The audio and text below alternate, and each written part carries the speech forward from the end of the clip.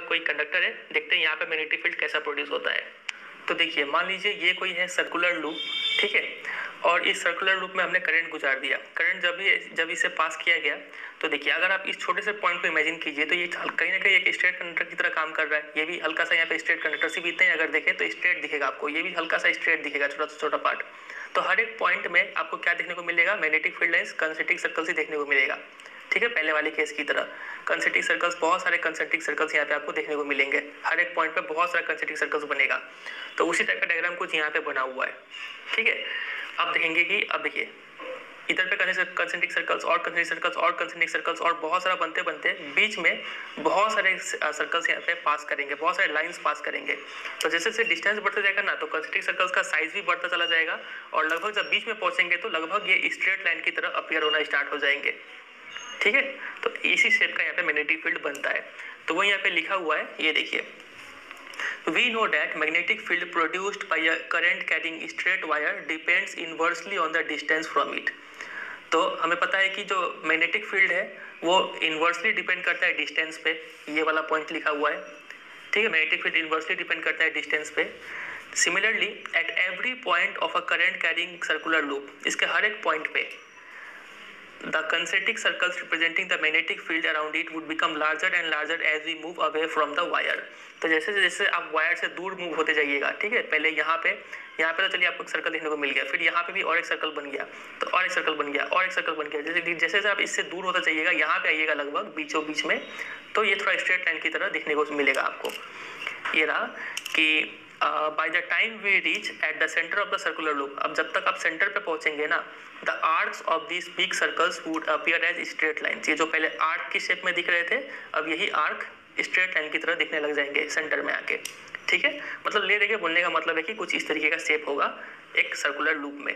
तो एग्जाम में आपसे क्वेश्चन आ सकता है कि डायरेक्टली इसका डायग्राम बना के दिखाओ, ठीक है। तो आपको ये डायग्राम बनाना पड़ेगा, बहुत इंपॉर्टेंट है ये।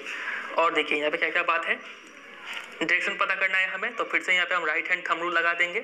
अगर हम इसको इस तरीके से पकड़ लेते हैं, मान लीजिए करंट इस डायरेक्शन में फ्लो कर रहा है, तो करंट मेरा थंब भी इसी डायरेक्शन में शो कर रहा है, ठीक है। तो मैग्नेटिक फील्ड का डायरेक्शन कैसा होगा, देख रहे हैं आप, कुछ इस तरीके से होगा, मतलब यहाँ से अंदर जा रहा है फिर बाहर आ रहा है। तो वही कुछ यहाँ पे भी बनाया गया है, करंट यहाँ से फ्लो कर रहा है अंदर और ऐसे फ्लो कर रहा है करंट। तो मैग्नेटिक फील्ड का डायरेक्शन देखिए, अंदर जा रहा है फिर बाहर आ रहा है, फिर अंदर जा रहा है बाहर आ रहा है, कुछ ऐसा शेप का बना है, ठीक है। तो वो यहाँ पे लिखा हुआ है।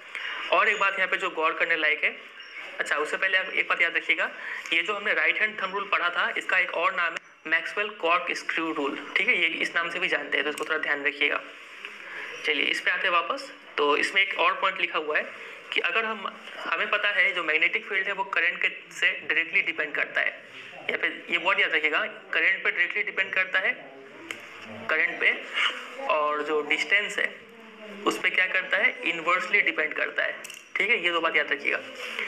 तो अगर हम इस सर्कुलर कॉइल में मान लीजिए n टर्न्स है, तो फील्ड भी क्या हो जाएगा, n गुना टाइम ज़्यादा प्रोड्यूस होने लगेगा। मान लीजिए कोई एक यहाँ से वायर गुजरा और यहाँ से एक सर्कुलर फॉर्म का शेप लिया, फिर यहाँ से करंट निकल गया, तो यहाँ पे मान लीजिए 4 टेस्ला मैग्नेटिक फील्ड प्रोड्यूस हो रहा था।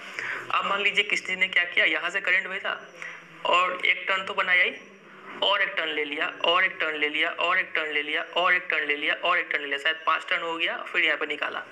तो अब यहाँ पे मैग्नेटिक फील्ड कितना होगा, तो चूंकि ये 5 टर्न लिया है तो मैग्नेटिक फील्ड इंटू 5 हो जाएगा और 20 टेस्ला का मैग्नेटिक फील्ड यहाँ पे हो जाएगा, क्योंकि हर एक वायर मैग्नेटिक फील्ड प्रोड्यूस कर रहा है और सबका डायरेक्शन सेम है, तो हर एक बार जो मैग्नेटिक फील्ड है वो ऐड होता चला जाएगा।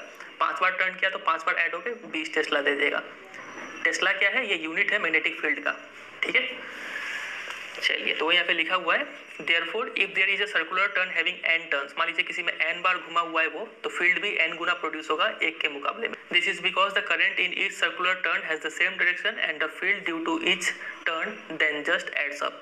चूंकि डायरेक्शन सेम है तो हर बार फील्ड क्या होता है, एड अप हो जाता है, ठीक है। अब देखिए यहाँ पे एक्टिविटी के जरिए बताया गया है कि फिर से वही रेक्टेंगुलर कार्डबोर्ड लीजिए, लेकिन इस बार क्योंकि ये सर्कुलर टाइप का है तो आपको यहाँ पे 2 ठो छेद करना होगा, 2 होल कीजिए, फिर उसमें उस सर्कुलर कॉइल को इंसर्ट कर दीजिए, फिर आयरन फिलिंग्स को बिखेर दीजिए, फिर 2-3 बार टैप कीजिए, फिर आप पाएंगे, ऑब्जर्व करेंगे कुछ इस टाइप का पैटर्न, कंसेंट्रिक सर्कल्स का पैटर्न बनेगा और सेंटर में नियरली स्ट्रेट लाइंस देखने को मिलेगा। तो वही सब यहाँ पे लिखा हुआ है फिर से, ठीक है। चलिए अब देखते हैं यहाँ पे क्वेश्चन कैसा कैसा बनेगा। देखिए क्वेश्चन आपसे ऐसे पूछेंगे कि how will the magnetic field produce by